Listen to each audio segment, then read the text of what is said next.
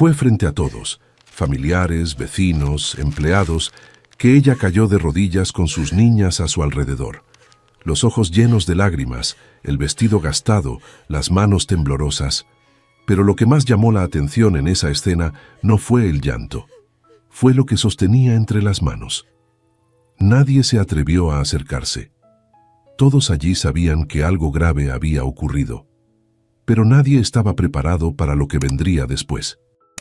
Porque detrás de aquella humillación pública había un secreto que lo cambiaría todo, y el último deseo que reveló en voz alta hizo llorar incluso a los más duros. Ahora dime en los comentarios, ¿tienes hijos? ¿Qué harías si estuvieras en su lugar, con tus niños mirándote así? De verdad quiero saberlo. Respira hondo, porque lo que ella enfrentó aquel día es solo el comienzo de esta historia. El sonido de la madera maciza al cerrarse no fue un simple golpe, sino una sentencia dictada sin palabras, un estruendo seco que resonó en el pecho de Rosario más fuerte que cualquier grito. Las pesadas puertas de roble de la hacienda San Gabriel se juntaron con una finalidad absoluta, borrando de un tajo la luz cálida de los candelabros y el murmullo de los rezos que ocurrían adentro. Rosario se quedó estática frente al portón cerrado, con la vista clavada en los remaches de hierro forjado que ahora la separaban del cuerpo de Mateo, el hombre con el que había compartido 10 años de vida y 4 partos. No hubo explicaciones largas ni miradas de disculpa por parte del capataz que ejecutó la orden.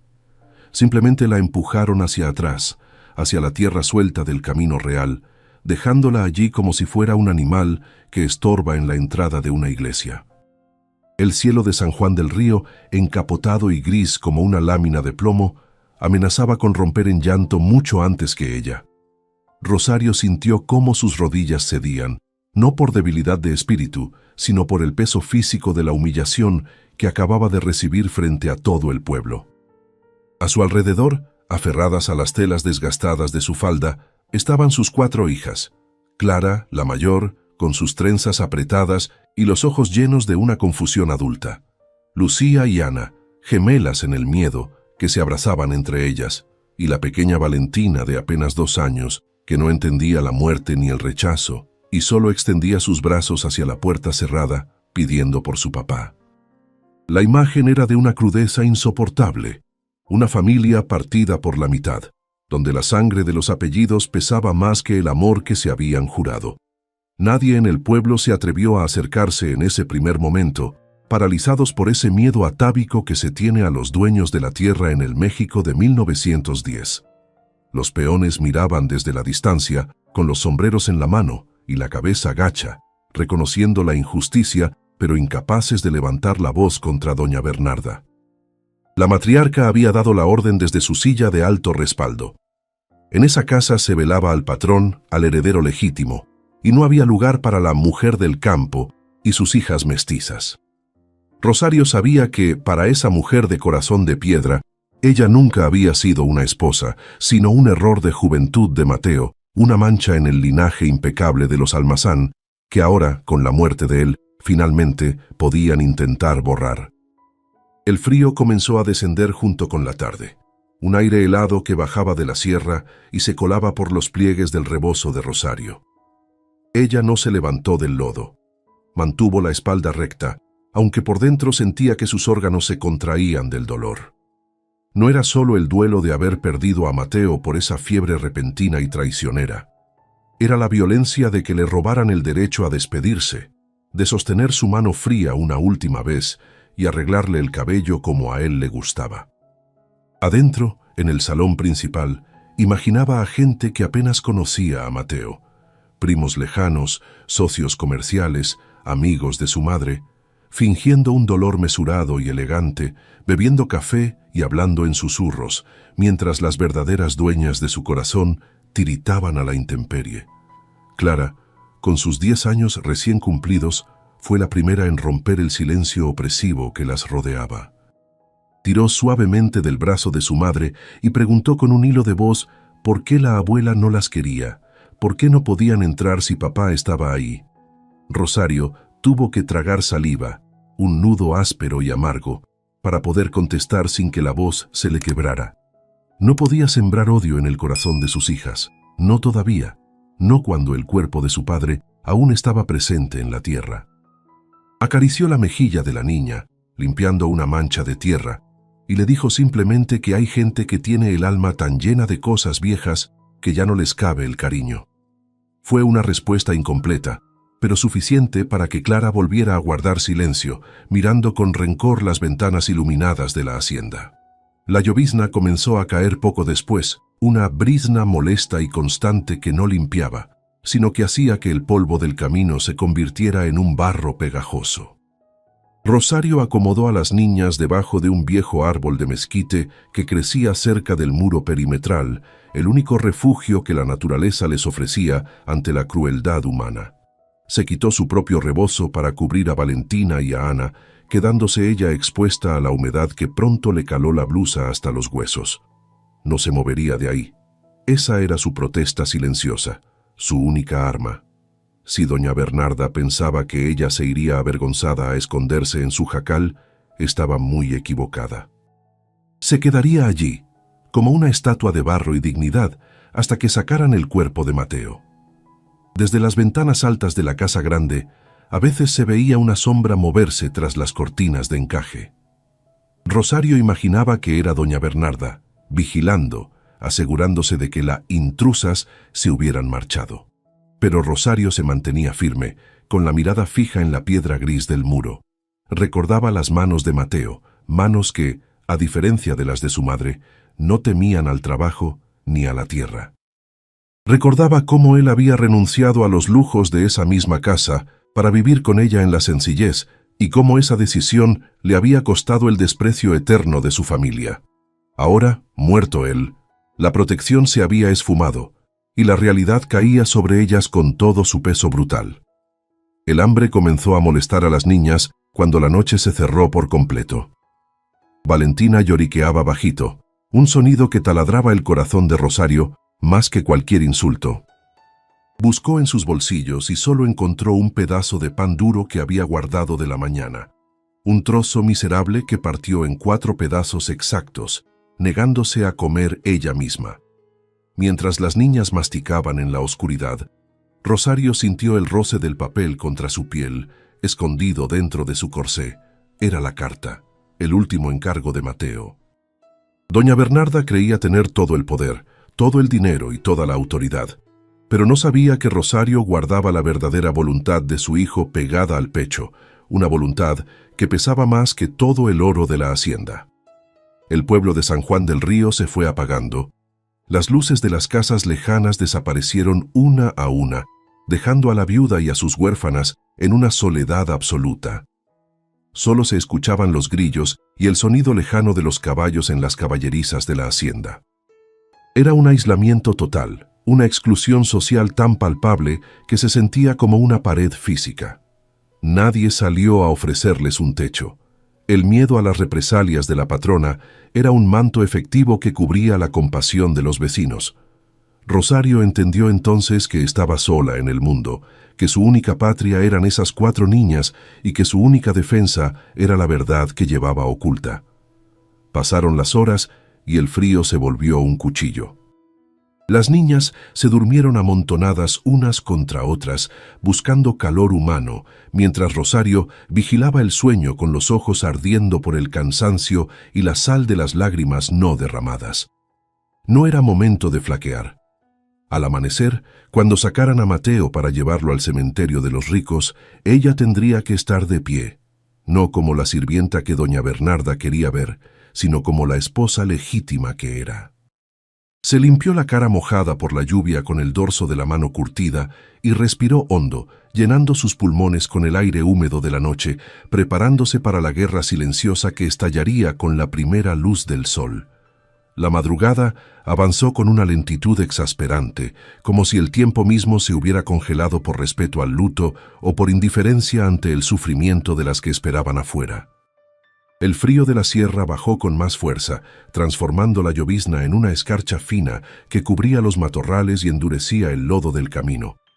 Rosario sentía que sus piernas habían dejado de responderle hacía horas, entumecidas por la inmovilidad y la humedad del suelo, pero no se atrevía a cambiar de postura por miedo a despertar a las niñas, que dormían un sueño inquieto y frágil sobre su regazo. Cada vez que una de ellas se movía buscando calor, Rosario acomodaba mejor el rebozo, convirtiendo su propio cuerpo en la única barrera entre sus hijas y la intemperie cruel de esa noche sin luna. Dentro de la hacienda, las luces de los candelabros comenzaron a apagarse una a una, señal de que los rezos de compromiso habían terminado y que los invitados se retiraban a las habitaciones de huéspedes. El silencio que siguió fue aún más pesado que el murmullo de las oraciones en latín. Rosario se imaginó a Mateo solo en el salón principal, rodeado de flores caras que él nunca hubiera elegido y cirios de cera virgen que no calentaban su cuerpo inerte. La soledad de él ahí dentro, atrapado en las reglas de su madre, le dolía más que el hambre que empezaba a retorcerle el estómago.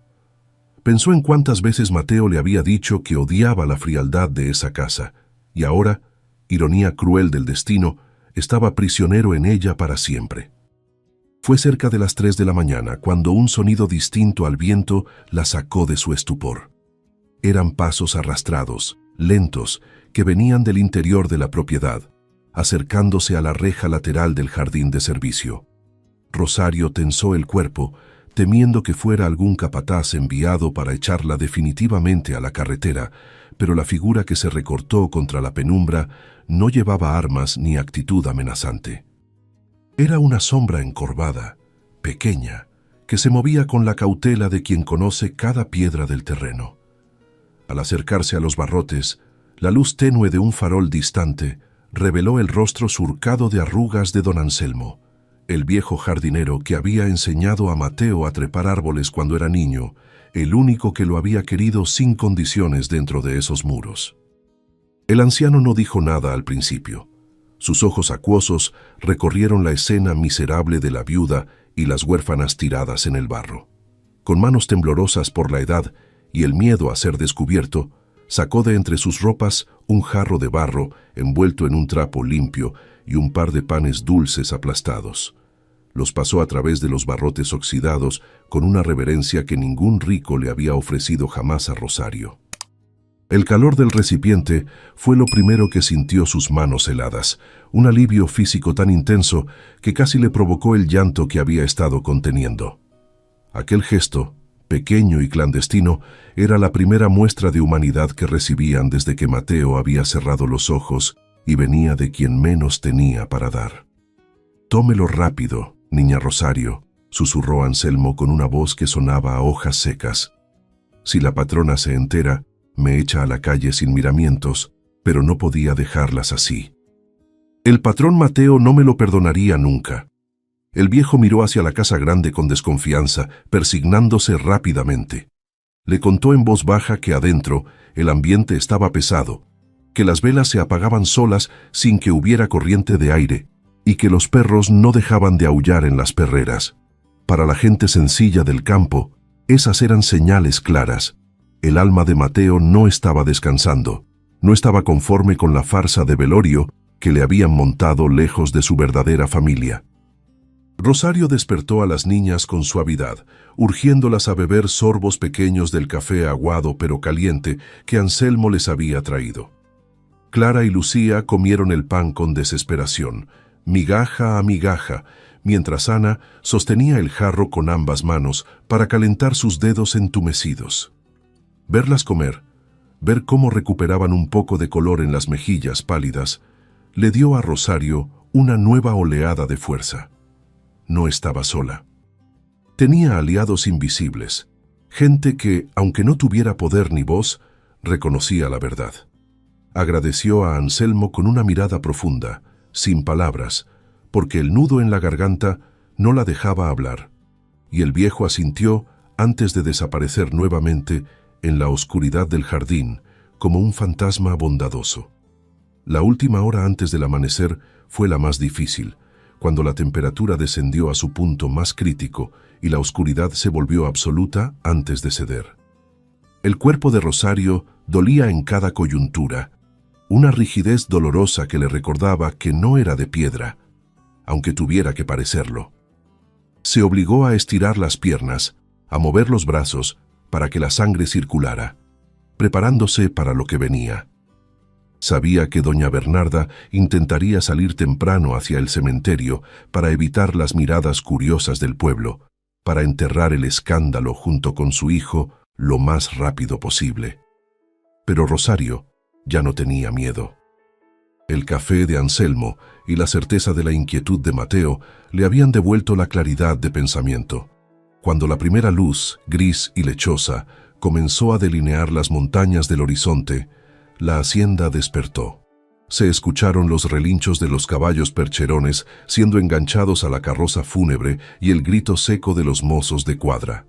El portón principal, ese que se les había cerrado en la cara horas antes, crujió anunciando movimiento.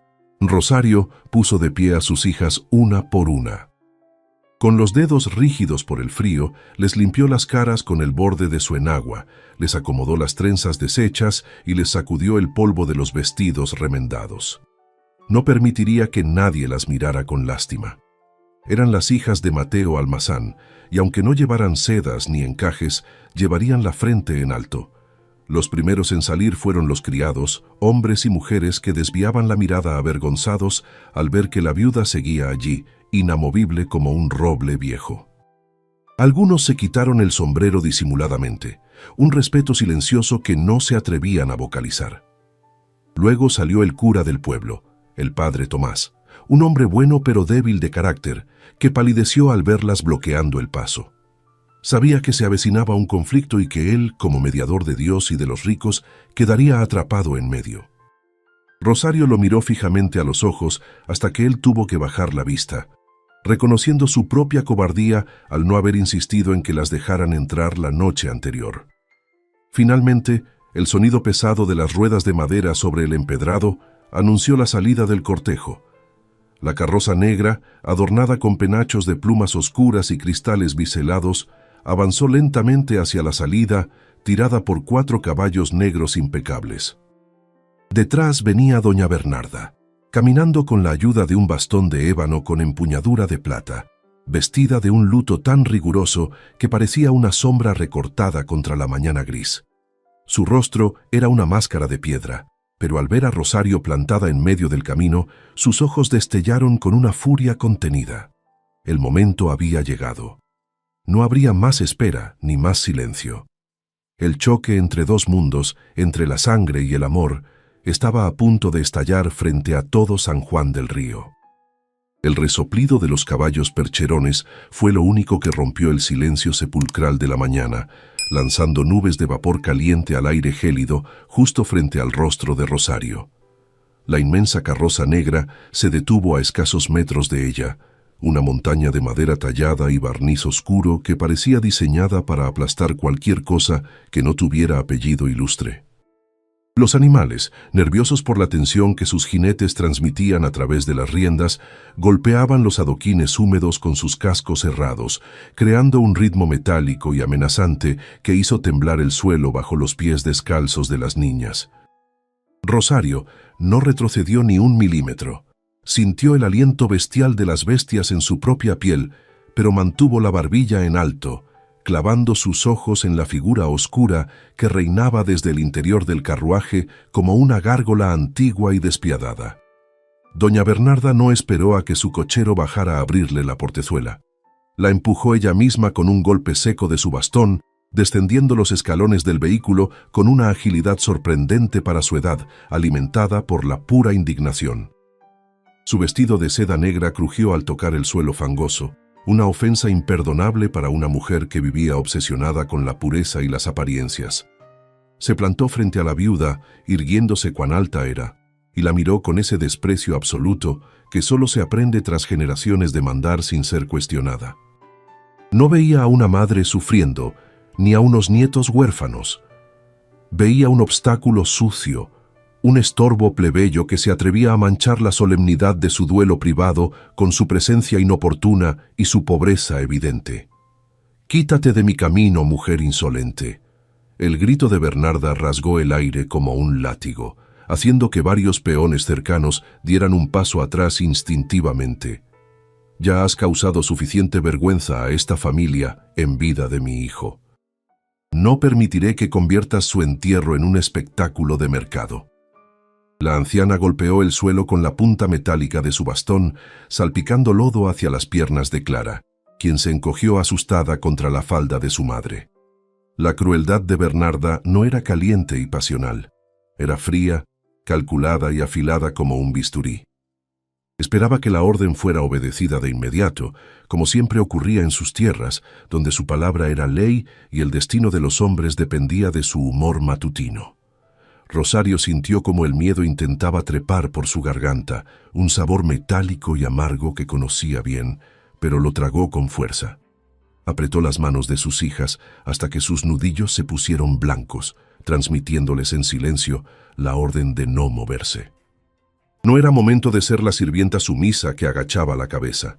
Era el momento de ser la madre leona que defiende a sus cachorros.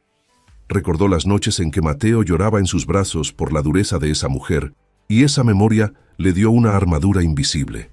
La humillación pública era el arma favorita de los ricos, pero la dignidad del pobre, cuando es verdadera, es un escudo que ningún insulto puede atravesar si uno no lo permite. El pueblo entero contuvo el aliento, formando un círculo amplio y silencioso alrededor de las dos mujeres. Nadie se atrevía a intervenir, pero tampoco nadie se iba. Los trabajadores de la hacienda, con sus sombreros raídos apretados contra el pecho, miraban la escena con una mezcla de terror y fascinación. Sabían que Rosario estaba firmando su sentencia de expulsión definitiva, tal vez incluso su destierro del pueblo, pero en sus ojos había un brillo de admiración clandestina. Ver a alguien, especialmente a una mujer sola y sin recursos, plantarle cara a la dueña de todo el valle, era algo que contarían a sus nietos en voz baja, una leyenda de resistencia que nacía en ese preciso instante de tensión insoportable. «No me voy a mover, doña Bernarda», respondió Rosario, y su voz no tembló, aunque por dentro se estaba deshaciendo. «No vengo a pedirle nada que sea suyo. No quiero su dinero, ni sus tierras, ni su apellido para mí. Solo vengo a acompañar al hombre que amé y al padre de estas niñas. Él no es propiedad de la hacienda. Era un hombre, mi esposo, y tenemos derecho a despedirlo».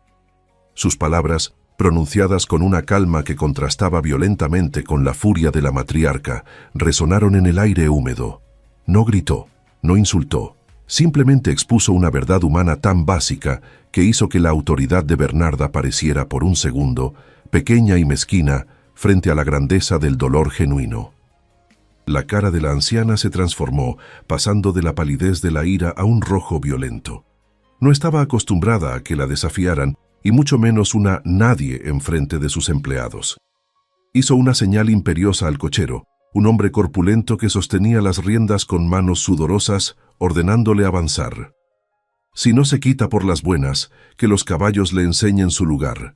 Pásales por encima si es necesario», bramó, perdiendo completamente la compostura elegante que tanto valoraba.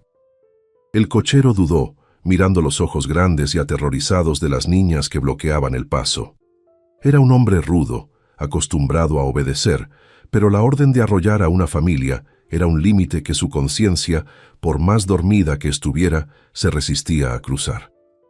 Las niñas comenzaron a llorar abiertamente ante la amenaza de los cascos gigantescos de los caballos, que resoplaban y piafaban, sintiendo la tensión de los humanos. Valentina escondió la cara en los pliegues del vestido de su madre, sollozando con ese hipo desesperado de los niños que sienten el peligro sin entenderlo. Pero Clara, la mayor, hizo algo inesperado. Se soltó de la mano de Rosario y dio un paso al frente, interponiéndose entre su madre y la anciana. Con solo 10 años, imitó la postura de Rosario, levantando su pequeña barbilla desafiante, una copia exacta de los gestos de su padre Mateo cuando se enojaba. Ese detalle no pasó desapercibido para Bernarda, quien vio en la niña el fantasma viviente de su hijo muerto, y por un instante vaciló. El padre Tomás, sudando frío dentro de su sotana a pesar de la temperatura baja, Intentó acercarse con las manos levantadas en un gesto conciliador, murmurando algo sobre la caridad cristiana y el escándalo público. Pero Bernarda lo cortó con una mirada fulminante que lo dejó clavado en su sitio. «Usted cállese, padre», espetó ella. «Esto es asunto de mi casa y de mi sangre. Dios no tiene nada que ver con la insolencia de esta arribista». La anciana estaba dispuesta a todo, a usar la fuerza bruta, a mancharse las manos si era necesario, con tal de no ceder ni un centímetro de su poder ante el pueblo que la observaba. Era una batalla de voluntades, y ella tenía el dinero y la fuerza de su lado. Fue entonces cuando Rosario supo que no había otra salida. Las palabras ya no servían. La razón no tenía cabida en el corazón endurecido de su suegra. Llevó su mano derecha al pecho, sintiendo el crujido del papel bajo la tela mojada de su blusa. El sobre estaba tibio por el contacto con su piel, cargado con la última voz de Mateo. Una voz que Bernarda no podría callar ni ignorar. Con un movimiento lento y deliberado, que atrajo todas las miradas como un imán, Rosario extrajo la carta lacrada. El sello rojo, con el escudo de la familia Almazán, brilló bajo la luz gris de la mañana, un faro de autoridad que nadie esperaba ver en las manos callosas de una viuda campesina. El momento de la verdad había llegado, y sería más doloroso que cualquier golpe. El sello de lacre rojo, con el escudo de armas de los Almazán, brilló bajo la luz grisácea de la mañana como una brasa encendida, un punto de calor en medio de tanto frío humano. Rosario sostenía el sobre con ambas manos, no como quien ofrece una súplica, sino como quien empuña un arma cargada. Sus dedos, ásperos por el trabajo en el campo y enrojecidos por la helada, contrastaban violentamente con la delicadeza del papel de hilo, una hoja fina que claramente había salido del escritorio privado de Mateo, ese mueble de caoba que su madre le tenía prohibido tocar. El silencio que se instaló en el camino real fue absoluto. Ni los caballos se atrevieron a relinchar, como si la presencia de ese objeto hubiera invocado al mismo difunto entre los vivos. Doña Bernarda, al reconocer el sello, dio un paso atrás casi imperceptible, como si hubiera recibido una bofetada física. Su rostro, que segundos antes estaba encendido por la ira, se drenó de color hasta quedar tan blanco como los lirios de la corona fúnebre. «¿Qué es eso?», siseó con desprecio, intentando recuperar su compostura, aunque sus ojos no podían apartarse de la firma que se adivinaba en el reverso. «Seguramente es alguna falsificación burda, algún garabato hecho por ti para sacarnos dinero», acusó con voz temblorosa, intentando convencerse a sí misma y a los peones que miraban boquiabiertos. La idea de que su hijo hubiera dejado instrucciones a espaldas de ella era inconcebible, una traición que su orgullo no podía procesar. Rosario no respondió a la acusación con gritos ni defensa.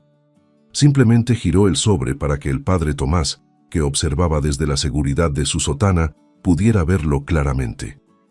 El cura, un hombre que conocía la caligrafía de Mateo, tan bien como la suya propia por los años de confesiones y documentos parroquiales, sintió que el suelo se movía bajo sus pies.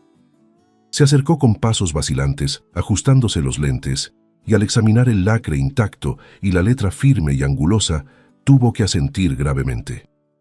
«Es su letra, doña Bernarda», murmuró con voz que apenas se oyó, pero que tuvo el peso de una sentencia judicial. «Y la fecha es de hace 2 días, justo antes de entrar en la agonía final». La confirmación del sacerdote cayó como una losa sobre la arrogancia de la matriarca. Bernarda intentó arrebatarle el sobre a Rosario, extendiendo su mano enguantada con un gesto rapaz, pero la viuda fue más rápida y lo retiró contra su pecho. «No, señora», dijo Rosario con una calma que helaba la sangre. «Esto no es para usted, esto es para todos. Mateo sabía que usted intentaría esconderlo, quemarlo o ignorarlo, por eso me lo dio a mí».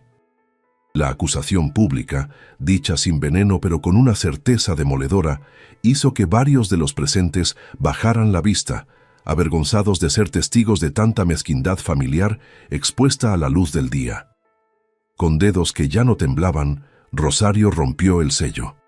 El sonido del papel rasgándose fue nítido y seco, parecido al chasquido de una rama seca que se quiebra en el bosque. Desdobló la hoja con cuidado reverencial, alisando los pliegues sobre su mano abierta. El viento de la sierra agitó las esquinas del documento, pero ella lo sostuvo firme. Comenzó a leer, y su voz, que al principio sonaba ronca por el llanto contenido y el frío de la noche, se fue transformando, adquiriendo una resonancia y una fuerza que no parecían suyas, sino prestadas por la urgencia del hombre que había escrito esas líneas sabiendo que se le acababa el tiempo. Yo, Mateo Almazán, en pleno uso de mis facultades y ante la inminencia de mi muerte, escribo esto para que no haya duda sobre los deseos de mi corazón, leyó Rosario. Las palabras de Mateo resonaron en el aire, claras y directas, despojadas de los adornos innecesarios que tanto gustaban a su madre. No hablaba como el heredero de una hacienda, sino como un hombre simple que se despide. Sé que mi madre intentará borrar la memoria de mi esposa y mis hijas apenas yo falte. Sé que intentará enterrarme bajo el mármol frío del panteón familiar, junto a ancestros que nunca me conocieron y a los que nunca amé. Pero mi lealtad no está con los muertos de apellido ilustre, sino con los vivos que sostuvieron mi mano cuando la fiebre me quemaba. Doña Bernarda se llevó una mano a la garganta, como si le faltara el aire. Escuchar la voz de su hijo a través de la boca de la mujer que despreciaba era una tortura que no había anticipado. Intentó ordenar que la callaran, que los músicos tocaran, que los caballos avanzaran, pero nadie se movió. El poder de la última voluntad de un moribundo es sagrado en el campo mexicano, más fuerte que cualquier orden patronal. Los peones se quitaron los sombreros, uno por uno, en señal de respeto, no hacia la dueña de la tierra, sino hacia la verdad que estaba siendo revelada, una verdad que todos conocían pero que nadie se había atrevido a decir en voz alta. Rosario continuó leyendo, y cada frase era un golpe al edificio de mentiras que la familia había construido. No quiero lujos en mi despedida. No quiero misas cantadas por obligación ni lloronas pagadas. Todo el oro de la hacienda no vale lo que vale una lágrima sincera de mi hija Valentina. Al escuchar su nombre, la pequeña, que estaba agarrada a la pierna de Rosario, miró hacia arriba con ojos grandes, reconociendo el amor de su padre en esas palabras extrañas. Fue un momento de intimidad desgarradora en medio de un acto público, un recordatorio brutal de que lo que se estaba disputando allí no era un protocolo funerario, sino el derecho a amar y ser amado. Por lo tanto, la voz de Rosario se elevó, compitiendo con el viento que comenzaba a soplar más fuerte. Ordeno que mi cuerpo no entre en el mausoleo de los Almazán. La multitud contuvo el aliento. Negarse a ser enterrado en tierra consagrada de la familia era un escándalo, una ruptura definitiva con el linaje. Mi voluntad es ser devuelto a la tierra simple, sin lápidas pesadas que me aplasten el pecho. Quiero descansar bajo el gran ahuehuete del cruce de caminos, ese viejo árbol donde le pedí a Rosario que fuera mi esposa, el único lugar donde fui verdaderamente libre y feliz, lejos de la sombra asfixiante de la casa grande. La mención del ahuehuete, un árbol gigantesco y antiguo que marcaba el límite entre las tierras de la hacienda y el pueblo llano, fue una bofetada final. Mateo estaba eligiendo en su muerte el territorio de los pobres, el lugar de los encuentros clandestinos, el símbolo de su rebelión. Estaba rechazando el mármol italiano por las raíces torcidas y la tierra negra. Doña Bernarda, temblando de rabia y dolor, golpeó el suelo con su bastón. «Eso es mentira. Mi hijo jamás pediría ser enterrado como un perro en el campo. Estás inventando locuras», gritó, perdiendo los estribos por completo, con el rostro descompuesto por la negación de una realidad que la excluía. Pero Rosario no había terminado. Faltaba el párrafo final, la estocada definitiva que Mateo había reservado como garantía para la seguridad de sus hijas. «Y si mi familia se niega a cumplir este deseo», leyó Rosario mirando directamente a los ojos de su suegra, «si intentan separarme de mi esposa y mis hijas en la muerte como lo hicieron en vida, entonces declaro ante Dios y ante la ley que reniego de mi apellido. Que borren el nombre Almazán de mi tumba y de las actas de mis hijas, porque no quiero que lleven el peso de una herencia sin amor. Prefiero que sean nadie con dignidad a que sean ricas sin alma». El silencio que siguió fue absoluto. roto solo por el llanto ahogado de Clara, que entendió, con su sabiduría de niña grande, que su padre las había protegido desde la tumba. El eco de las últimas palabras de Mateo se disipó en el aire helado, pero su peso cayó sobre los hombros de doña Bernarda como un manto de plomo. La anciana, que momentos antes parecía una torre inexpugnable de autoridad, se tambaleó visiblemente, apoyando todo su peso en el bastón para no desplomarse en el barro. No era solo la vergüenza pública lo que la golpeaba, sino la certeza absoluta de que su propio hijo, la carne de su carne, había preferido renegar de su sangre antes que permitir que ella siguiera humillando a la mujer que él había elegido. Por primera vez en décadas, el control absoluto que ejercía sobre la vida y la muerte en la hacienda se resquebrajaba ante sus ojos, y lo hacía por culpa de un papel arrugado en manos de una viuda campesina. «Esas son fantasías de un moribundo», gritó Bernarda, recuperando la voz con un esfuerzo que le tensó los tendones del cuello. La fiebre le quemó el juicio. Mateo no sabía lo que escribía. «Yo soy su madre, y yo decido dónde descansa. Ese papel no tiene validez ante Dios ni ante los hombres». Su negación era desesperada, un intento patético de reescribir la realidad a gritos, esperando que el volumen de su voz pudiera ahogar la verdad escrita. Miró a su alrededor buscando apoyo, exigiendo con los ojos que alguien, cualquiera, el cura, el alcalde, los peones, diera un paso al frente para confirmar su autoridad y desmentir a Rosario. Pero el círculo de gente permaneció inmóvil, convertido en un jurado silencioso que ya había dictado sentencia en sus corazones. El padre Tomás, que hasta ese momento había permanecido en un segundo plano, temblando dentro de su sotana, dio un paso al frente. Sabía que su posición en la parroquia dependía de las donaciones de la familia Almazán, pero el temor al juicio divino y el peso de la ley canónica eran mayores. Se limpió el sudor frío de la frente y con voz temblorosa pero audible se dirigió a la matriarca. «Doña Bernarda, por favor, el documento es legal. Yo mismo estuve presente cuando Mateo lo firmó, aunque no conocía su contenido exacto. Ignorar una última voluntad, escrita con tanta claridad, sería un pecado mortal y un delito civil. No podemos llevar el cuerpo al panteón familiar si él lo prohibió explícitamente. La tierra consagrada no puede ser una prisión para quien no quiere estar en ella». La intervención del cura fue el golpe de gracia para la resistencia legal de Bernarda, pero no para su orgullo. La anciana, acorralada, miró con odio puro a Rosario y a las niñas, que seguían formando una barrera humana frente a los caballos. «Entonces llévenselo», escupió con veneno. «Si prefiere pudrirse en el campo como un animal, que así sea, pero no esperen que yo ponga un pie en ese lodazal. Cochero, da la vuelta, regresamos a la casa». Dio la espalda al ataúd de su propio hijo con una frialdad que heló la sangre de los presentes, dispuesta a abandonarlo allí mismo antes que ceder en su arrogancia. Fue un gesto de una crueldad tan nítida que rompió el último hilo de respeto que los trabajadores le tenían. El cochero, sin embargo, no movió las riendas.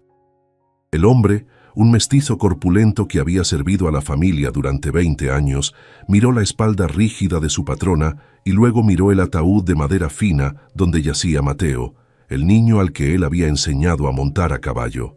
Miró a Rosario, empapada y digna, y a las 4 niñas que lo observaban con ojos suplicantes. En ese instante, algo se rompió en la estructura invisible de servidumbre que sostenía la hacienda. El cochero bajó la cabeza, soltó las riendas sobre el pescante y en un acto de rebelión silenciosa que nadie hubiera creído posible, descendió del carruaje. No dijo una palabra, simplemente se quitó el sombrero y se fue a parar junto a Rosario, eligiendo su bando en esa guerra muda. Ese fue el momento en que el dique se rompió. Al ver al cochero tomar partido, otros hombres se movieron. Don Anselmo, el jardinero, salió de entre las sombras del portón, luego 2 peones del maizal. Luego el herrero del pueblo que había venido a mirar.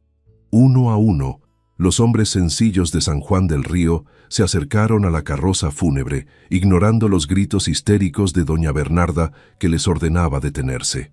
Con un respeto infinito, casi religioso, abrieron la parte trasera del vehículo. No eran los portadores de guante blanco que la familia había contratado. Eran manos curtidas, llenas de callos y tierra, las que cargaron el peso de Mateo sobre sus hombros. Rosario vio cómo bajaban a su esposo de aquel carruaje que no le correspondía y sintió que las rodillas le fallaban, no por debilidad, sino por el alivio inmenso que le inundó el pecho. Mateo volvía a ser suyo. Ya no era el joven amo secuestrado por los rituales de la aristocracia. Volvía a ser el hombre que amaba el campo, el esposo que había preferido la verdad. Se acercó al ataúd, ahora sostenido por 6 hombres del pueblo, y posó su mano sobre la madera barnizada. No estaba fría. Le pareció sentir una calidez extraña, como si Mateo, desde el otro lado, le estuviera apretando la mano en agradecimiento por haberlo rescatado de la soledad del mármol. «Vamos al Ahuehuete», dijo Rosario con voz suave, pero que se escuchó claramente en el silencio de la mañana. No era una pregunta, era una dirección. El cortejo se reorganizó espontáneamente. Ya no había protocolo, ni orden de precedencia. Rosario y sus 4 hijas se pusieron al frente, caminando sobre el lodo con la cabeza alta. Detrás de ellas, el ataúd flotaba sobre los hombros de los campesinos, y detrás del ataúd, el pueblo entero comenzó a caminar. Mujeres con rebozos, niños descalzos, ancianos con bastones. Todos se unieron a la marcha, dando la espalda a la mansión de los Almazán y dirigiéndose hacia el cruce de caminos, hacia el árbol viejo que marcaba el límite de la libertad. Doña Bernarda se quedó sola junto a la carroza vacía y los caballos impacientes. Vio cómo la multitud se alejaba, llevándose a su hijo y a su historia, dejándola atrás con su orgullo intacto, pero con los brazos vacíos. Por un momento pareció que iba a gritar, a ordenar a sus guardias que dispararan, a hacer algo para detener esa locura, pero el peso de la soledad fue mayor. Se dio cuenta de que, aunque era dueña de todas las tierras hasta donde alcanzaba la vista, en ese momento era la mujer más pobre del mundo. Nadie la miraba. Nadie esperaba nada de ella. Su poder se había evaporado frente a la dignidad de una madre que defendía a sus hijas. El camino hacia el Ahuehuete no era largo, pero estaba lleno de baches y charcos profundos por la lluvia de la noche anterior. Sin embargo, nadie se quejó. Rosario caminaba sin sentir las piedras bajo sus pies descalzos, con la vista fija en la copa inmensa del árbol que se recortaba contra el cielo gris a lo lejos. Ese árbol era un símbolo. Allí se habían besado por primera vez, escondidos de las miradas de la hacienda. Allí Mateo le había prometido que pasara lo que pasara, nunca dejaría que nadie la humillara. Y ahora, incluso muerto, estaba cumpliendo su promesa, obligando al mundo a reconocerla como su esposa legítima en el lugar donde todo había comenzado. Clara caminaba al lado de su madre, sosteniendo la mano de la pequeña Valentina. La niña ya no lloraba, miraba el ataúd de su padre con una seriedad nueva, entendiendo que ese viaje era importante. A medida que se alejaban de la hacienda, el aire parecía volverse más ligero, menos opresivo. Los pájaros comenzaron a cantar en los arbustos cercanos, indiferentes al drama humano, y un rayo de sol tímido logró perforar las nubes densas, iluminando el camino justo frente a ellas. Era como si la misma naturaleza, que Mateo tanto amaba, estuviera abriendo paso para recibirlo de vuelta en su seno.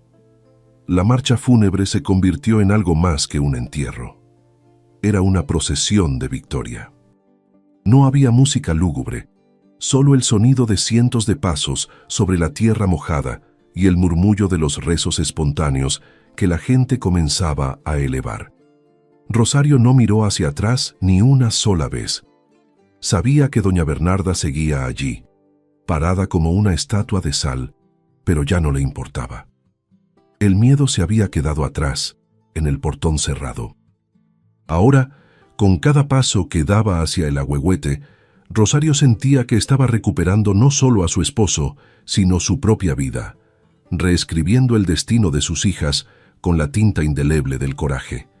El camino hacia el viejo Ahuehuete no era un sendero de rosas, sino una trocha de tierra batida que la lluvia de la noche había convertido en un lodazal espeso y resbaladizo. Sin embargo, Para Rosario, cada paso que daba alejándose de la verja de hierro de la hacienda se sentía más firme que cualquier piso de mármol que hubiera pisado en su vida. No le importaba que el barro frío se colara entre los dedos de sus pies descalzos, ni que el dobladillo de su falda pesara kilos por la humedad acumulada. Lo que sentía era la liberación de un yugo invisible que la había asfixiado durante años. A su lado, sus hijas caminaban con una dignidad impropia de su edad, contagiadas por la fuerza silenciosa de su madre, manteniendo la vista al frente como si fueran reinas sin corona marchando hacia su propio reino. Detrás de ellas, el sonido era impresionante por su humanidad. No había ruedas chirriando ni cascos de caballos golpeando piedra, solo el ritmo sordo y constante de cientos de pies marchando al unísono. El pueblo de San Juan del Río, que tantas veces había bajado la cabeza ante los almazán, ahora caminaba erguido, escoltando a uno de los suyos. No era una turba ruidosa ni desordenada, era una marea de sombreros de paja y rebozos oscuros que avanzaba con un respeto solemne. Los hombres se turnaban para cargar el ataúd de Mateo, pasándose el peso de hombro a hombro sin detener la marcha, honrados de llevar la carga que la propia familia del difunto había despreciado minutos antes. El ataúd, despojado de la carroza ostentosa, parecía ahora más pequeño, más humano, meciéndose suavemente sobre los hombros de los campesinos como una barca en un río tranquilo. Rosario podía escuchar la madera crujir levemente con el movimiento, un sonido que le recordaba a la mecedora de mimbre donde Mateo solía sentarse por las tardes a mirar el atardecer. Ya no era el cuerpo del patrón envuelto en misterio y lejanía. Era Mateo, su Mateo, rodeado por el olor a tierra mojada y sudor honesto, el mismo olor que él traía en la piel cuando regresaba de supervisar la siembra, lejos de los perfumes rancios de los salones de su madre. Clara, que caminaba a la derecha de Rosario, apretó la mano de su madre con fuerza. La niña, a sus 10 años, había entendido más de la vida en esa última hora que en toda su infancia.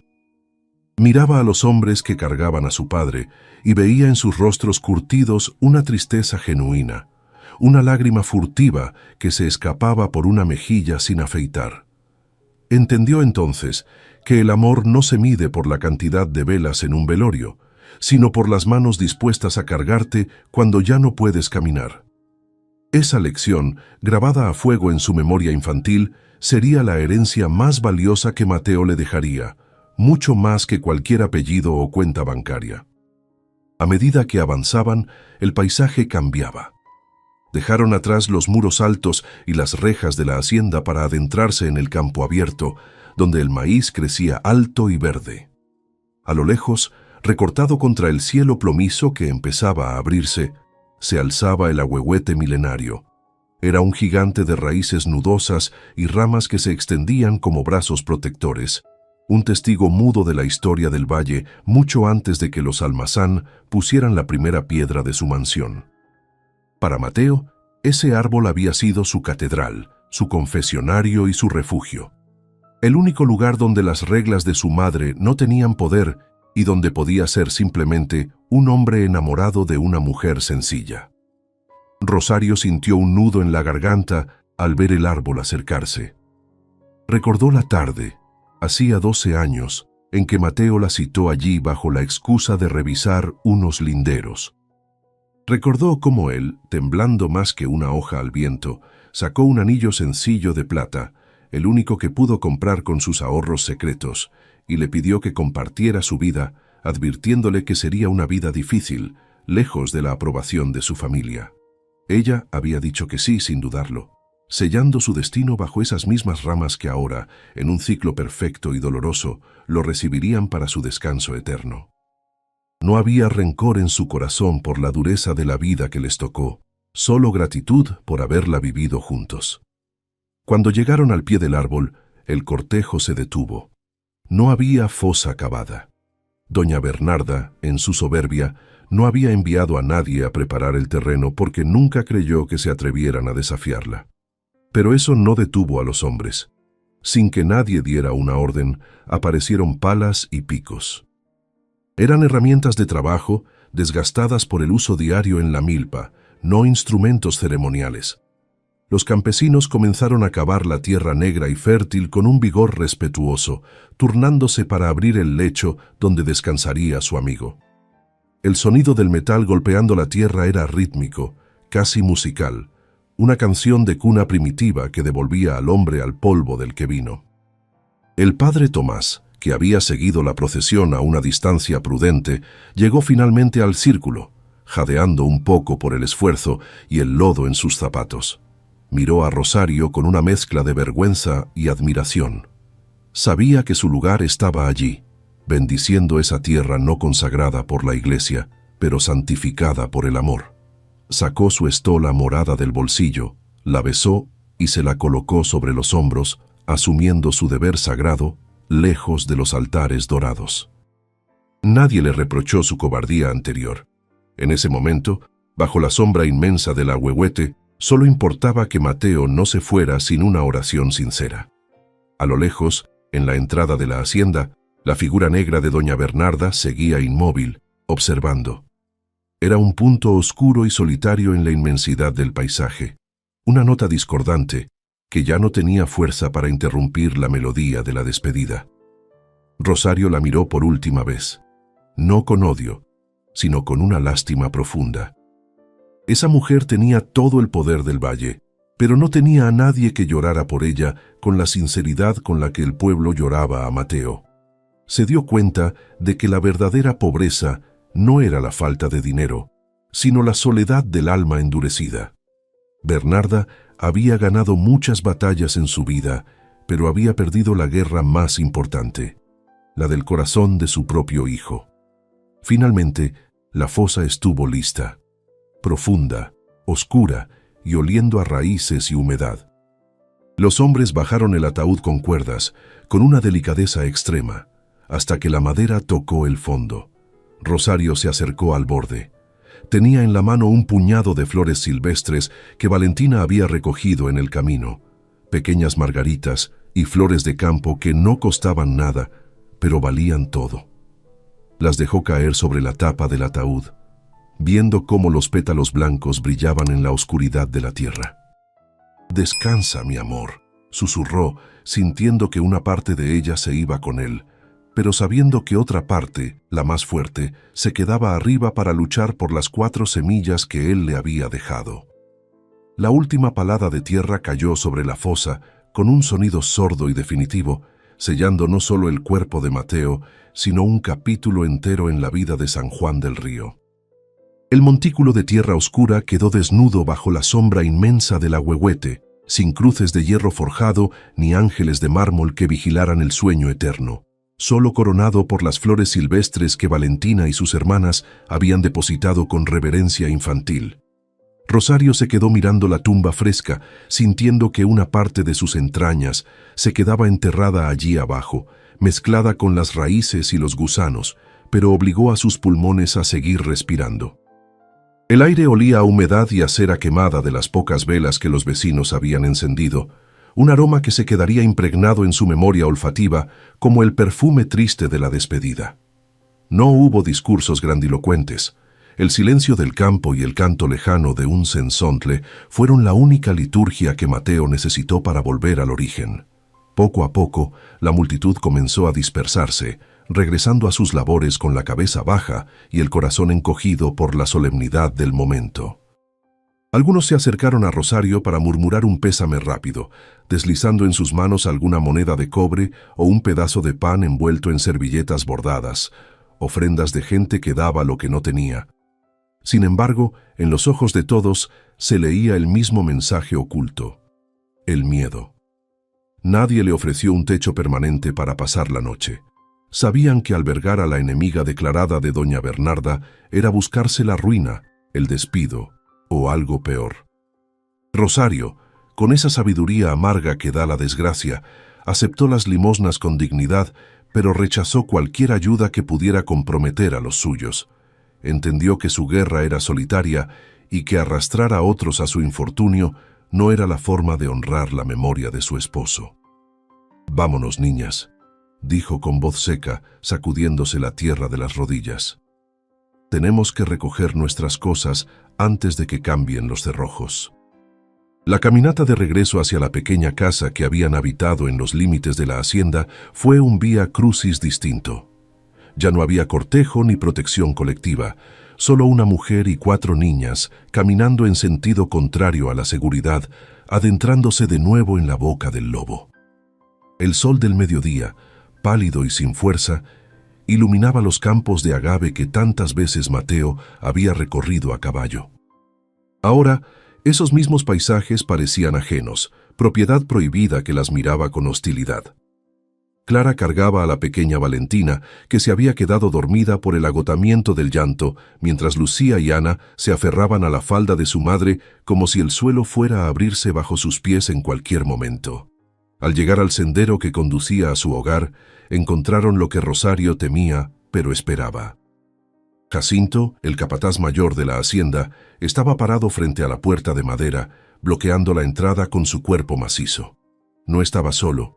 2 peones armados con machetes aguardaban a sus espaldas, con la vista fija en el suelo para no tener que cruzar miradas con la viuda. Jacinto se quitó el sombrero al verlas llegar, un gesto de respeto automático que contrastaba con la crueldad de su misión. Su rostro, curtido por el sol y lleno de cicatrices de viruela, mostraba una vergüenza profunda. Conocía a Rosario desde que llegó al pueblo. Había compartido tragos con Mateo, pero la lealtad al pan que comían sus hijos pesaba más que la amistad con los muertos. «Lo siento mucho, doña Rosario», dijo Jacinto con voz ronca, sin atreverse a mirarla a los ojos. «La patrona dio la orden. Dice que la casa es para los trabajadores activos y que usted ya no tiene derecho a estar aquí. Tengo instrucciones de asegurar la propiedad antes del anochecer». Rosario no discutió, no gritó ni suplicó. Simplemente lo miró con una intensidad que hizo que el hombre retrocediera un paso instintivamente. «No vengo a quedarme, Jacinto, solo vengo por lo que es mío. La ropa de mis hijas, mis ollas y el retrato de mi boda. Todo lo demás, los muebles que ella compró, las paredes que ella pagó, se los pueden quedar, que se atragante con ellos». El capataz asintió y se hizo a un lado, dándoles paso con un gesto mudo.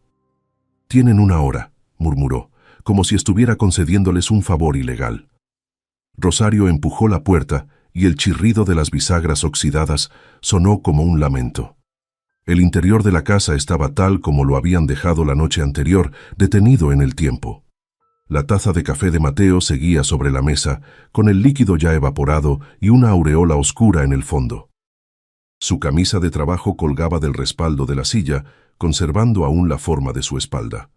El olor a leña quemada y a tabaco dulce, el olor inconfundible de él, llenaba el espacio, golpeando a Rosario con una violencia sensorial que la hizo tambalearse por un segundo, obligándola a apoyarse en el marco de la puerta para no caer. No hubo tiempo para el duelo dentro de esas 4 paredes.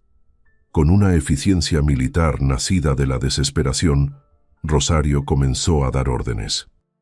Clara buscó los costales de yute que usaban para el maíz y empezaron a llenarlos. Ropa remendada, un par de zapatos viejos, las cobijas de lana que ella misma había tejido, los utensilios de cocina más indispensables.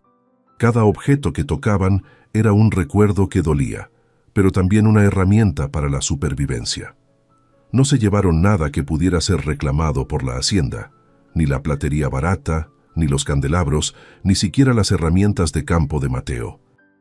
Rosario quería salir de allí limpia, sin deberle ni un centavo a la mujer que las había despreciado, cargando solo con el peso de su propia historia. Mientras empacaban, Rosario encontró bajo el colchón una pequeña caja de hojalata oxidada. Dentro estaban los pocos ahorros que Mateo había logrado esconder de la contabilidad de su madre. Unas cuantas monedas de plata y un anillo de oro que perteneció a su abuela paterna, una mujer que, según contaban, también había sufrido por amor. Rosario guardó la caja en su seno, sintiendo el metal frío contra su piel caliente.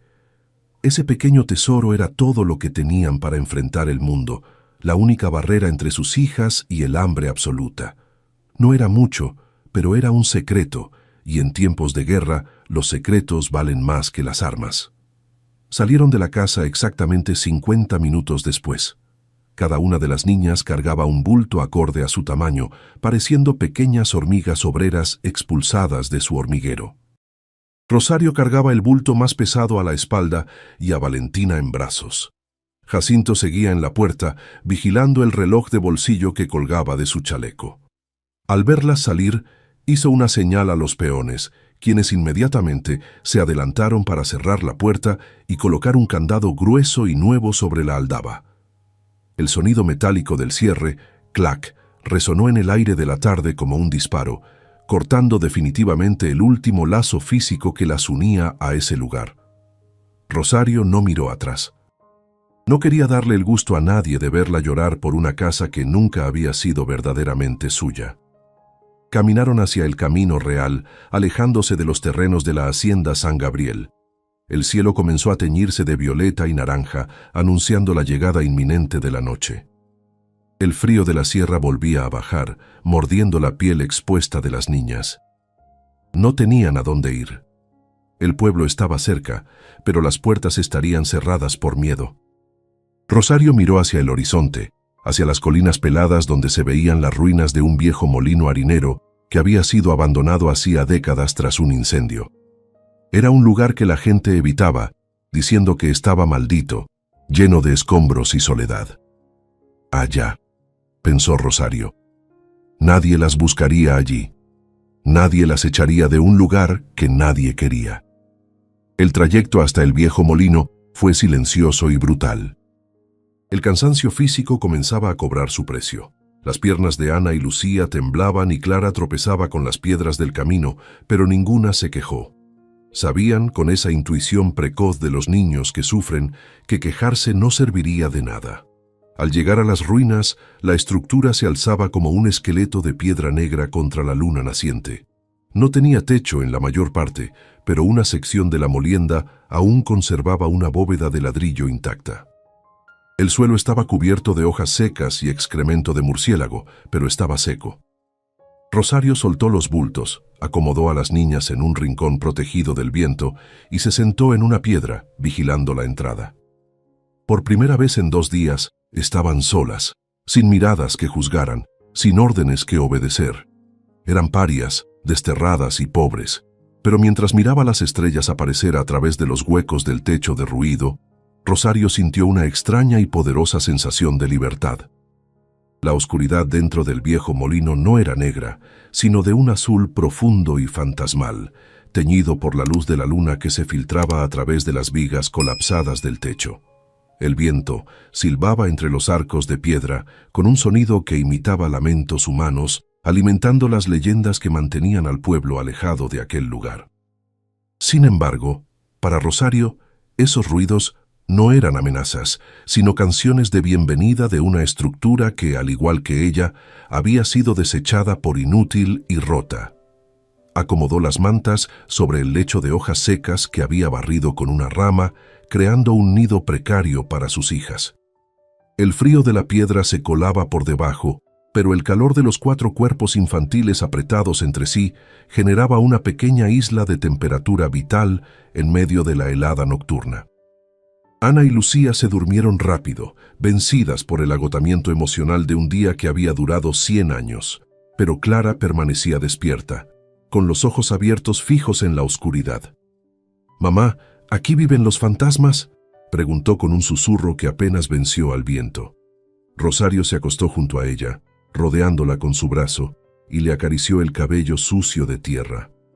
«No, hija. Los fantasmas de verdad, los que hacen daño, se quedaron en la casa grande, vestidos de seda y bebiendo vino. Aquí solo hay piedras y recuerdos olvidados.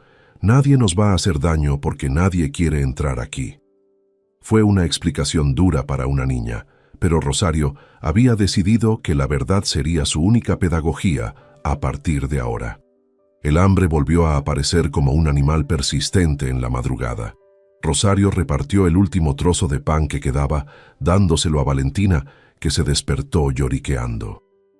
Ella misma bebió agua de una cantimplora vieja, sintiendo cómo el líquido helado bajaba por su garganta vacía, engañando al estómago por un rato. Se quedó sentada vigilando la entrada en ruinas, con la espalda apoyada contra una rueda de molino de piedra volcánica que yacía medio enterrada en el suelo. Esa rueda, inmensa y pesada, le pareció un símbolo de su propia vida, algo diseñado para triturar grano que ahora estaba detenido, esperando una fuerza nueva que lo hiciera girar otra vez. La noche avanzó y los sonidos del campo se intensificaron. El aullido lejano de un coyote hizo que Rosario se tensara, buscando con la mano una piedra contundente que había colocado a su lado. Su cuerpo estaba en alerta máxima, cada músculo listo para saltar. No era el miedo a lo sobrenatural, sino el miedo muy real a los hombres, a que doña Bernarda enviara a alguien para terminar el trabajo y expulsarlas incluso de esa ruina. Pero nadie vino. La soledad del molino era su mejor defensa. La superstición del pueblo jugaba a su favor. Nadie se atrevía a acercarse de noche a las piedras malditas, regalándoles una seguridad irónica que ningún candado de hierro podría haberles dado. Cuando el sol comenzó a despuntar, tiñendo de rosa las paredes cubiertas de musgo, el lugar reveló su verdadera cara. No era un sitio de terror, sino de una belleza salvaje y melancólica. Las enredaderas habían abrazado la mampostería y pequeñas flores amarillas crecían en las grietas del piso. Rosario se levantó con el cuerpo dolorido, las articulaciones rígidas por la humedad, pero con la mente clara. Miró a sus hijas durmiendo entre las ruinas y no sintió lástima, sino una determinación feroz. Habían sobrevivido a la primera noche. El mundo no se había acabado. Ahora tocaba la parte más difícil, demostrarle a ese mundo que no necesitaban su permiso para existir. La primera tarea fue buscar agua. Rosario tomó el cubo de metal abollado y caminó hacia el arroyo que corría detrás del molino, una vertiente de agua cristalina que bajaba de la sierra. Al sumergir las manos en la corriente helada para lavarse la cara, sintió que se quitaba la suciedad del velorio, la humillación del camino y el polvo de la derrota. El agua estaba tan fría que le entumeció los dedos, provocando un dolor agudo y punzante, pero lo recibió con gusto. Era un dolor limpio, natural, que la despertaba y la hacía sentirse viva. Llenó el cubo y regresó caminando con paso firme, equilibrando el peso con la gracia de quien ha cargado la vida entera a cuestas. Al regresar, encontró a Clara intentando encender una pequeña fogata con ramas secas y un pedernal viejo que Mateo le había enseñado a usar. La niña soplaba con fuerza sobre las brasas tímidas, con las mejillas infladas y rojas por el esfuerzo. Rosario dejó el agua y se arrodilló junto a ella, ayudándola a proteger la llama del viento con sus manos ahuecadas. Cuando el fuego finalmente prendió, crepitando alegremente, madre e hija se miraron y sonrieron. Fue una sonrisa cómplice de sobrevivientes. Ese pequeño fuego no solo calentaría el agua, era la primera señal de civilización en su nuevo hogar, la primera victoria contra el caos. Pero el fuego no quita el hambre, y la despensa estaba vacía. Rosario sabía que no podía ir al pueblo a pedir fiado. Las tiendas tendrían orden de no venderle. Tendría que recurrir a la tierra. Recordó que Mateo le había hablado de unos árboles frutales silvestres que crecían cerca del molino, vestigios de un antiguo huerto abandonado. Dejó a Clara a cargo de las más pequeñas y salió a recolectar. Encontró higos chumbos y algunas vainas de mezquite comestibles. No era un banquete, pero era comida.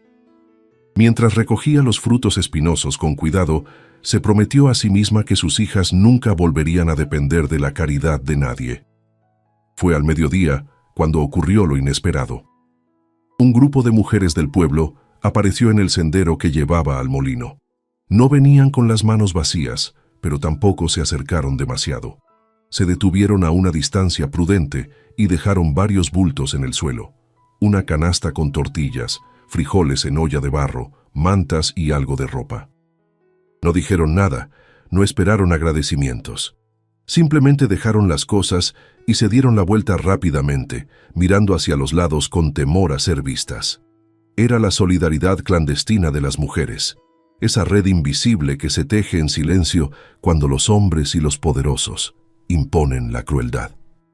Rosario esperó a que se alejaran para recoger las ofrendas. Al levantar la canasta, encontró una nota arrugada escondida entre las tortillas. Estaba escrita con letra torpe, seguramente por alguien que apenas sabía escribir. Decía: «El patrón Mateo era bueno, Dios no duerme». Esas 6 palabras fueron combustible puro para el alma de Rosario. Comieron como reinas sentadas en las piedras, saboreando cada bocado como si fuera el manjar más exquisito. Con el estómago lleno y el sol calentando las piedras, el miedo comenzó a disiparse. Desde esa colina olvidada, Rosario miró hacia abajo, hacia las tierras de la hacienda que se extendían verdes y ricas, y juró que algún día ella y sus hijas mirarían a doña Bernarda desde arriba, no con odio, sino con la victoria de haber florecido en el desierto. Los días se convirtieron en semanas, y las semanas tejieron una rutina de supervivencia áspera, pero sólida, entre las paredes derrumbadas del viejo molino. Rosario aprendió a leer el lenguaje de esa nueva vida con la misma rapidez con la que antes leía los caprichos del clima para la siembra. Se levantaba mucho antes de que el sol despuntara, cuando la niebla todavía se arrastraba baja sobre los campos como un animal perezoso, y comenzaba la faena interminable de mantener a sus hijas con vida. Acomodó piedras sueltas para cerrar los huecos más grandes de los muros, trenzó juncos del río para hacer esteras que aislaran del frío suelo y convirtió las latas oxidadas encontradas entre los escombros en macetas donde sembró hierbas medicinales. No había descanso, ni domingos, ni momentos de ocio. Cada minuto que no se dedicaba a trabajar era un minuto que el hambre ganaba, y Rosario no estaba dispuesta a cederle ni un centímetro a la miseria.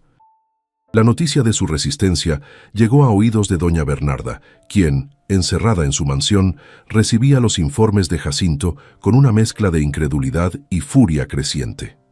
La matriarca había calculado que el hambre y el frío quebrarían el orgullo de su nuera en 3 días, obligándola a marcharse del pueblo para siempre o a venir a pedir perdón de rodillas. Al saber que seguían allí, habitando las ruinas como fantasmas obstinados, su rencor se endureció. Dictó entonces una sentencia económica. Prohibió terminantemente a cualquier comerciante de San Juan del Río venderle insumos a Rosario o comprarle cualquier producto. Quien ayude a esa mujer, sentenció ante los tenderos reunidos en la plaza, se convierte en enemigo de la hacienda San Gabriel. Y en un pueblo donde la hacienda era dueña de casi todo, esa amenaza equivalía a una condena de muerte social. Pero el hambre agudiza el ingenio y la necesidad borra la vergüenza. Al verse con las puertas del comercio cerradas, Rosario miró hacia el camino real, esa vía polvorienta por donde pasaban las diligencias y los viajeros que iban hacia la capital, gente que no conocía a los Almazán ni temía sus represalias. Bajó al río con sus hijas, cargando los pocos jabones que le quedaban y mucha ceniza, y estableció un lavadero improvisado en una curva del afluente. Ofreció lavar la ropa de los viajeros, de los arrieros y de los comerciantes forasteros mientras ellos descansaban o abrevaban sus bestias. Era un trabajo brutal. El agua de la sierra bajaba helada, cortando la piel de sus manos como si fueran navajas líquidas, entumeciendo sus dedos hasta que perdían la sensibilidad y se tornaban de un color violáceo alarmante. Clara, a pesar de su corta edad, se negó a quedarse mirando. Se arremangó el vestido hasta las rodillas y se metió al agua junto a su madre, frotando camisas sucias de sudor y polvo ajeno contra las piedras del río. Rosario intentó detenerla al principio, queriendo preservar la infancia de su hija un poco más, pero la mirada determinada de la niña la detuvo. Vio en esos ojos oscuros la misma terquedad de Mateo, esa fuerza tranquila que no acepta un no por respuesta cuando se trata de proteger a la familia. Trabajaron juntas en silencio, madre e hija, con el ritmo del agua y el sonido de la ropa golpeando la piedra, marcando el compás de sus días. Sus espaldas dolían al final de la jornada, un ardor muscular profundo y constante, pero cada moneda que recibían de los extraños era una victoria contra la tiranía de la hacienda. La estrategia de asfixia de doña Bernarda comenzó a tener el efecto contrario al deseado. El pueblo, al ver la crueldad implacable de la patrona contra una mujer sola y trabajadora, empezó a sentir un rechazo silencioso hacia la casa grande. Ya no la saludaban con la misma reverencia al pasar. Los sombreros se levantaban con lentitud. Las miradas se desviaban. Por las noches, cuando la oscuridad permitía el anonimato, aparecían más ofrendas en la entrada del molino. Un saco de maíz, unas gallinas vivas atadas por las patas, un frasco de miel. Eran actos de rebelión minúscula, granos de arena que juntos formaban una montaña de solidaridad que Bernarda no podía derribar porque no tenía rostro. La bruja del molino, como algunos empezaron a llamar a Rosario con respeto, no estaba sola. Tenía al pueblo de su lado, aunque fuera en la clandestinidad de las sombras. Mientras tanto, en la mansión, el ambiente se volvía irrespirable. Los sirvientes caminaban de puntillas, temerosos de despertar la ira de una patrona que se quedaba despierta hasta altas horas de la madrugada, paseando por los pasillos vacíos. Bernarda había envejecido 10 años en un mes. La ausencia de Mateo, que antes llenaba con su orgullo de madre controladora, ahora era un hueco enorme que resonaba con el eco de sus propias culpas. Se sentaba a la mesa larga del comedor, servida con la mejor vajilla para una sola persona, y la comida se le hacía ceniza en la boca. Miraba el retrato al óleo de su hijo colgado sobre la chimenea y le parecía que los ojos pintados la juzgaban, que la expresión del rostro había cambiado de la serenidad a la acusación. La soledad, esa que ella había deseado para Rosario, se había instalado en su propia casa como una huésped indeseada y voraz. Una tarde, el destino quiso cruzar sus caminos de nuevo. Bernarda regresaba en su carruaje de una visita al notario en la ciudad vecina, cuando una rueda se atascó en un bache profundo cerca del río, justo donde Rosario y las niñas trabajaban. El coche se ladeó peligrosamente y los caballos relincharon asustados. Mientras el cochero y el lacayo luchaban por liberar la rueda del barro, Bernarda bajó la ventanilla para tomar aire, sintiéndose mareada por el encierro. Sus ojos se toparon, a menos de 10 metros, con la figura de Valentina jugando en la orilla. La niña, ajena al drama, construía una torre con piedras de río, tarareando una canción que Mateo solía cantar. El tiempo se detuvo para la anciana. Vio en el perfil de la niña, en la forma de su nariz y en el remolino rebelde de su cabello, la viva imagen de su hijo a esa misma edad. Fue un golpe directo al corazón, más fuerte que cualquier dolor físico. Esa criatura sucia y mal vestida, que jugaba con piedras en lugar de muñecas de porcelana, llevaba su sangre, sus gestos, la inmortalidad de su apellido. Bernarda sintió un impulso irracional de llamarla, de bajar del coche y tocar esa cara para asegurarse de que no era una alucinación provocada por la fiebre de su remordimiento. Su mano enguantada se levantó hacia el cristal, temblando, pero el orgullo, ese viejo carcelero, la detuvo a medio camino. Rosario, que estaba enjuagando una sábana, sintió la mirada. Alzó la vista y vio el rostro pálido de su suegra enmarcado en la ventanilla del carruaje. No bajó la cabeza.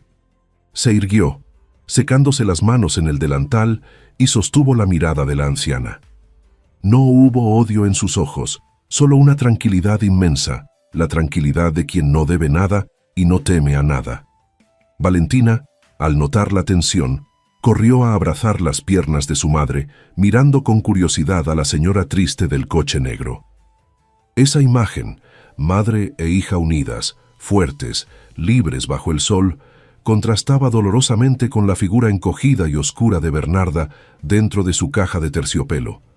Finalmente, el cochero logró liberar la rueda con un crujido de madera y fango. «Está listo, patrona», gritó rompiendo el hechizo. Bernarda asintió levemente, sin dejar de mirar a la niña, y subió el cristal con lentitud, como si estuviera cerrando la tapa de un ataúd. El carruaje se alejó, pero algo había cambiado. La armadura de hielo de la matriarca había sufrido una grieta irreparable. Esa noche, por primera vez desde el entierro, Bernarda no cenó. Se encerró en el despacho de Mateo, rodeada de sus libros y sus papeles, y lloró. No un llanto a gritos, sino un llanto seco y doloroso. El llanto de quien se da cuenta, demasiado tarde, de que ha ganado todas las batallas equivocadas y ha perdido lo único que realmente importaba. El viento de noviembre llegó a San Juan del Río cargado con un aroma dulce y terroso, ese perfume inconfundible de la flor de cempasúchil que anuncia que la frontera entre los vivos y los muertos se ha vuelto delgada como un velo de novia. Era el primer día de Muertos sin Mateo, y el pueblo, sin que nadie lo organizara oficialmente, decidió que la fiesta no sería en el cementerio de lápidas grises, sino en el cruce de caminos. Desde la mañana, caravanas de vecinos llegaron al viejo Ahuehuete cargando brazadas de flores naranjas que parecían pedazos de sol atrapados en tallos verdes. No iban por obligación ni por quedar bien con un patrón. Iban porque la tumba solitaria de Mateo se había convertido en un altar de la resistencia, un símbolo de que el amor, cuando es verdadero, florece mejor en la tierra libre que en las macetas de oro. Rosario y sus hijas habían pasado la noche anterior preparando ofrendas sencillas. Pan de muerto amasado con sus propias manos, calabaza en tacha endulzada con piloncillo y calaveritas de azúcar toscas pero alegres. Al llegar al árbol, se quedaron mudas ante el espectáculo. La base del tronco gigantesco había desaparecido bajo un mar de pétalos anaranjados y velas de cera blanca que parpadeaban contra el viento de la sierra. La gente había traído mole, arroz, tamales y tequila, colocando todo sobre manteles bordados extendidos en el suelo. No era un lugar de llanto lúgubre, sino de memoria viva. Había música de guitarra, risas de niños corriendo y un calor humano que derretía el frío del otoño, creando una burbuja de luz en medio del campo oscuro. En contraste, la capilla privada de la hacienda San Gabriel permanecía en una penumbra sepulcral, iluminada apenas por 4 cirios importados que ardían sin entusiasmo. Doña Bernarda estaba arrodillada en su reclinatorio de terciopelo, intentando rezar un rosario que se le trababa en los labios. El silencio de la mansión era absoluto, opresivo, casi acusatorio. No había visitas, ni flores frescas, ni olor a comida casera. Sus antepasados, encerrados en nichos de mármol de Carrara, parecían observarla con frialdad desde las sombras. Por primera vez, la anciana sintió el peso aplastante de su propia exclusividad. Había construido una fortaleza tan alta para separar a su familia de la chusma, que se había quedado encerrada dentro, sola con sus fantasmas y su orgullo intacto, pero inútil. El sonido de la música y el murmullo de la gente llegaba hasta la hacienda traído por el viento, una melodía lejana que se colaba por los vitrales de la capilla como una invitación prohibida. Bernarda intentó ignorarlo, cerrar los ojos y concentrarse en sus litanias, pero el latido de la vida allá afuera era más fuerte que su terquedad. Se levantó con las rodillas doloridas y caminó hacia el ventanal que daba al valle. A lo lejos, bajo la copa inmensa del Ahuehuete, vio el resplandor de cientos de velas, un incendio de fe que desafiaba la oscuridad de su propiedad. Vio las siluetas de la gente, pequeñas y unidas, y sintió una punzada de envidia tan aguda que la asustó. Allá estaba su hijo, allá estaba su sangre, y ella estaba aquí, cuidando piedras frías. Sin llamar a nadie, sin pedir su carruaje ni despertar a la servidumbre, doña Bernarda hizo algo que no había hecho en 40 años. Salió de su casa a pie, sola y en la oscuridad. Se cubrió con un chal negro de lana fina y tomó su bastón, abriendo la puerta lateral del jardín que daba al campo. El camino estaba irregular y sus zapatos de tacón se hundían en la tierra blanda, pero no se detuvo. Caminó guiada por la luz del árbol, como una polilla atraída por el fuego, sintiendo el frío de la noche colarse bajo sus ropas elegantes. Cada paso que la alejaba de la mansión era una derrota a su vanidad, pero una victoria para esa abuela secreta que gritaba dentro de su pecho, desesperada por ver, aunque fuera de lejos, los rostros de las niñas que llevaban los ojos de Mateo. Al acercarse al círculo de luz, el olor a copal y a leña quemada la envolvió, despertando recuerdos de su propia infancia antes de que el dinero endureciera su corazón. Se detuvo en el borde de la multitud, oculta por las sombras de los maizales secos, observando la escena como una intrusa en su propia tierra. Vio a Rosario sirviendo café de olla a los ancianos, riendo con una serenidad que la hacienda nunca le había dado. Vio a Clara y a las gemelas arreglando las flores, y a la pequeña Valentina sentada junto a la cruz de madera, hablándole a la tierra como si su padre pudiera escucharla. No parecían muertas de hambre, ni mendigas. Brillaban con una dignidad que el dinero no podía comprar, vestidas con ropas sencillas pero limpias, reinas de su propio mundo. Un perro ladró hacia la oscuridad donde se escondía Bernarda, y algunas cabezas giraron. El murmullo de las conversaciones fue bajando de volumen poco a poco, como una ola que retrocede, hasta que se hizo un silencio tenso. La gente comenzó a apartarse lentamente, abriendo un pasillo espontáneo, no por miedo esta vez, sino por la extrañeza de ver a la patrona allí, de pie en el barro, sin escoltas y con el dobladillo del vestido sucio. Bernarda sintió cientos de ojos clavados en ella, juzgándola, pero no retrocedió. Ya no podía volver atrás. La soledad de su capilla era un infierno al que no estaba dispuesta a regresar esa noche. Dio un paso adelante, entrando en el círculo de luz, quedando expuesta ante el pueblo que había despreciado. Rosario, que estaba arrodillada acomodando una vela, levantó la vista. Al ver a su suegra se puso de pie despacio, limpiándose las manos en el delantal. No hubo odio en su gesto, ni tampoco sumisión. Se paró frente a la tumba de su esposo, bloqueando instintivamente a sus hijas con su cuerpo, protegiendo su territorio sagrado. Las dos mujeres se miraron a los ojos a través del humo del copal y las llamas de las velas. Una representaba el poder que se desmoronaba, la otra la fuerza que nacía de la nada. El viento agitó las ramas del ahuehuete sobre sus cabezas, y las hojas susurraron como si el mismo Mateo estuviera conteniendo el aliento, esperando a ver si su madre venía a destruir o a rendirse. Doña Bernarda miró la tumba. No había mármol, solo tierra negra, flores de campo y piedras de río, formando un contorno amoroso. En el centro, una foto vieja de Mateo, sonriendo como nunca sonreía en los retratos oficiales de la sala. La anciana sintió que se le doblaban las piernas. Esa tumba tenía más vida que toda su mansión. Miró a Valentina, que se asomaba tímidamente detrás de las faldas de Rosario, y vio que la niña sostenía una calaverita de azúcar extra en la mano. El orgullo de Bernarda luchó una última batalla brutal contra su dolor, un conflicto interno que se reflejó en los temblores de su mano sobre la empuñadura del bastón. «No vengo a pelear», dijo Bernarda finalmente, y su voz sonó rota, despojada de su habitual tono de mando, casi irreconocible. Vengo porque él también era mi hijo, y porque en mi casa hace mucho frío». La confesión cayó sobre el grupo como una piedra en un lago quieto. Rosario la estudió por un momento eterno, buscando alguna trampa, algún indicio de la antigua arrogancia. Pero solo vio a una mujer vieja, cansada y terriblemente sola, derrotada por la verdad que Mateo le había lanzado desde la muerte. Rosario dio un paso al lado, dejando libre el acceso a la cruz, y miró a sus hijas. Era el momento de decidir si la espiral de odio terminaba esa noche o continuaba para siempre. Rosario respiró hondo, llenando sus pulmones con el aire ahumado de la noche, y sintió que el rencor que había cargado durante meses se disolvía, no por debilidad, sino por la certeza de su propia fuerza.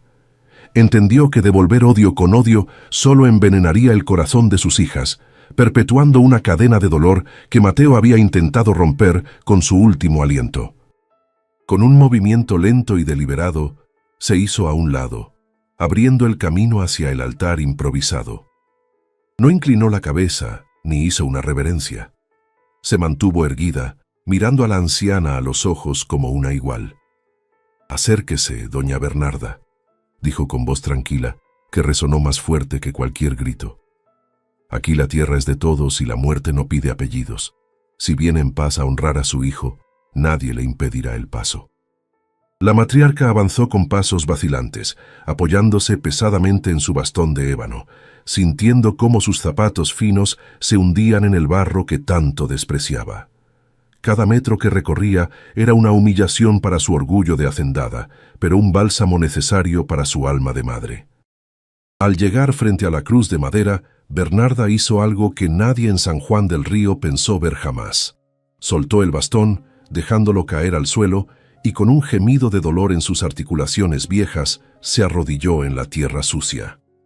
No le importó que el terciopelo de su vestido se manchara, ni que las piedras le lastimaran las rodillas. Estaba, por fin, a la misma altura que su hijo, a la misma altura que la mujer que lo había amado, nivelada por el peso universal del duelo. Con manos temblorosas, Bernarda tocó la fotografía de Mateo, acariciando el papel como si fuera la piel tibia de aquel niño que alguna vez corrió por los pasillos de su casa. Las lágrimas, que había contenido durante el velorio oficial para mantener la compostura, brotaron ahora sin control, silenciosas y amargas.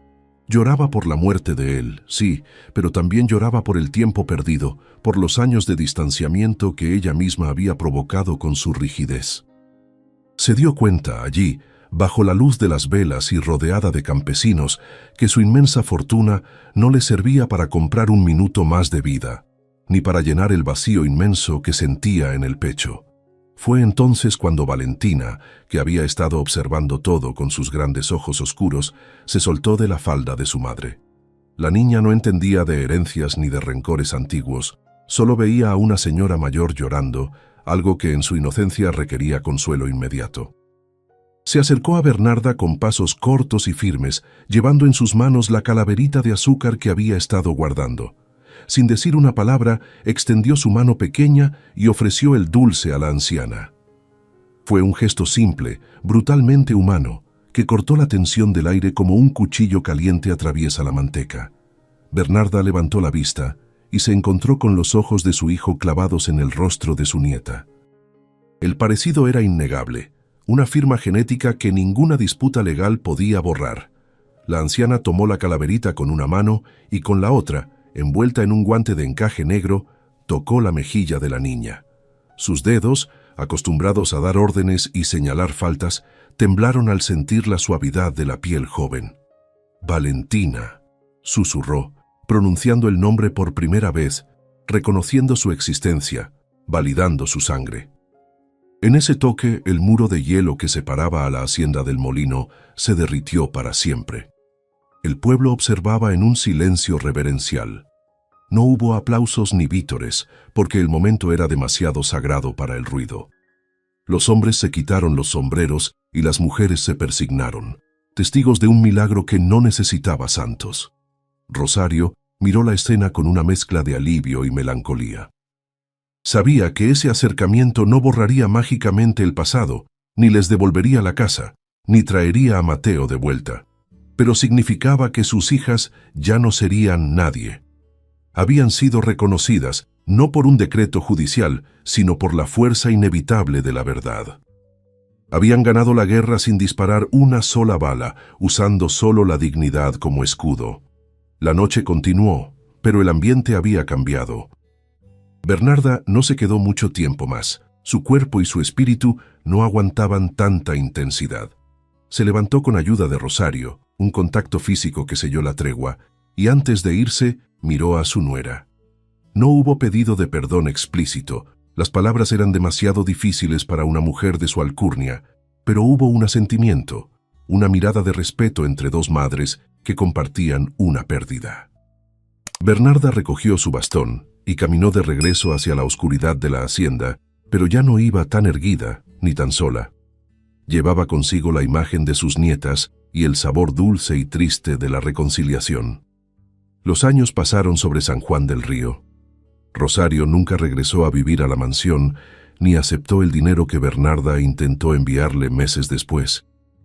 Se quedó en el viejo molino, que con el tiempo y el trabajo duro transformó en una casa digna y llena de flores, famosa en la región por sus tejidos y sus remedios. Las niñas crecieron fuertes y libres, educadas con los libros que su abuela, en una concesión silenciosa, empezó a enviarles cada semana, pero con los valores de la tierra que su madre les inculcó. Doña Bernarda murió 5 años después, sola en su cama, pero con una foto de las 4 niñas en su mesa de noche. El día de su entierro, Rosario y sus hijas bajaron al pueblo. No para reclamar la herencia, que finalmente fue dividida y en parte donada al pueblo, según un testamento reformado, sino para despedirla. Caminaron detrás del féretro, no como parientes pobres, sino como las únicas sobrevivientes de un linaje que había aprendido, demasiado tarde, que el orgullo es un mal compañero de viaje. La gente las miraba con respeto, no por su apellido, sino por quienes eran. Mateo, desde su tumba bajo el ahuehuete, que ahora era un lugar de peregrinación para los enamorados del pueblo, seguramente sonreía. Esta historia nos enseña que la verdadera nobleza no se hereda con la sangre, sino que se forja en el carácter. Rosario demostró que una madre con dignidad es más poderosa que cualquier imperio, y que al final la justicia divina no llega con rayos y truenos, sino con la paciencia del agua que rompe la piedra. Las puertas de roble pueden cerrarse, pero el corazón humano, cuando es valiente, siempre encuentra una ventana por donde entre la luz.